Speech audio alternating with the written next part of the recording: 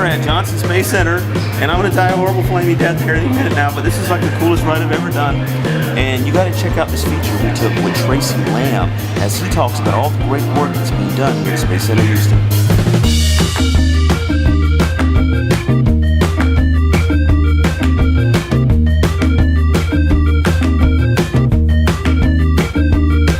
Good morning, SpaceFlight Insider fans. It is Jason Ryan, and I am at Space Center Houston today, and we have probably one of the coolest venues we've ever been in. We are actually inside the Shuttle Carrier Aircraft, and atop of us is a high-fidelity mock-up of a space shuttle orbiter. Now, we have to know so much in space. We can't know everything, so what we do is we bring in some really cool people who are experts in this, and I am joined by none other than Tracy Lamm. And Tracy, what's your official position with Space Center Houston? Chief Operating Officer. Now, you've been here for about a year and a half. Correct.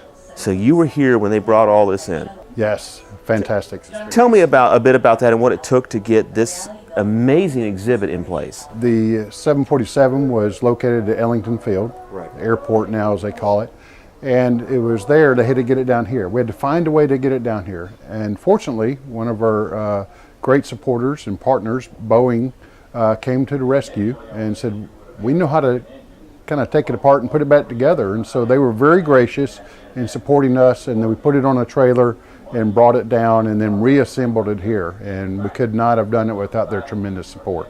You actually have an old friend of ours up above us. Talk about the shuttle mock-up and where it came from and how it took to get here. That was actually at the Kennedy Space Center Visitor Center. Right. Once they had another flown orbiter that came to them, they decided that it was a good time that they no longer needed that one. So that one was actually put on a barge and came up through the waters and then right here at the nearby, and it was taken off that barge and then transported up here. So again, it was a very tremendous asset. So again, you got this amazing display outside. You got all these incredible artifacts, moonstones, 3 flown spacecraft, the Apollo 17 capsule that carried the last people to the moon. You guys have all the assets possible to do the most important job, I think, that most of us would agree that are in space, which is tell the spaceflight story and promote spaceflight awareness. How is Space Center Houston employing its assets to accomplish that mission? Well, we're doing a great job talking about the great successes that we had with the shuttle mission, but also the early space flights that we had with Mercury and Gemini and Apollo, which is a tremendous asset.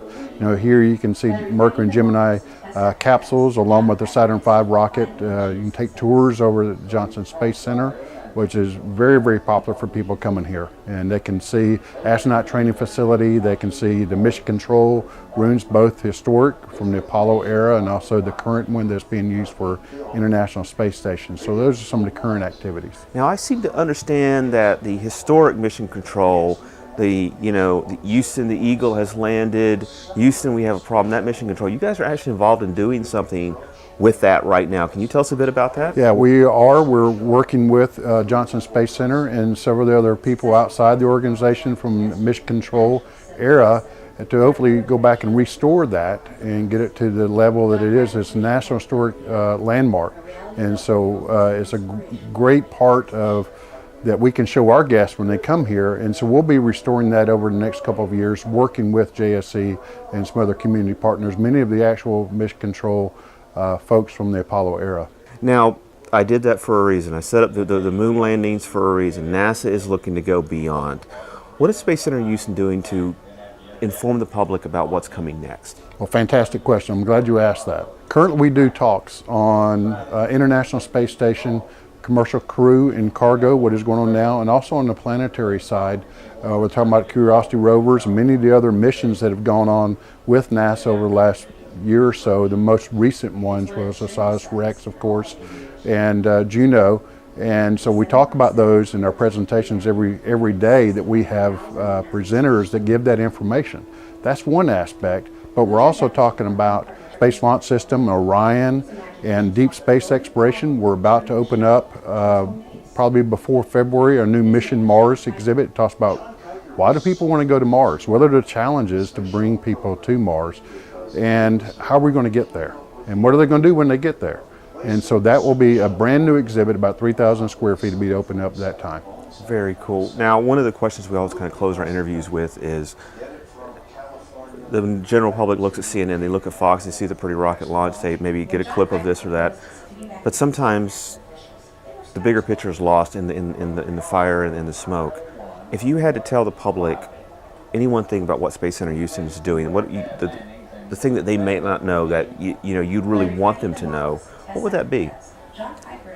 There's so many fascinating things that we are representing here from the space program, especially in human spaceflight, that gets people a better appreciation about where we have been, where we're going. And they can see all the artifacts here from all of those areas, including touching real moon rock as well. They can see the training that is going on by our astronauts that is actually occurring right here today.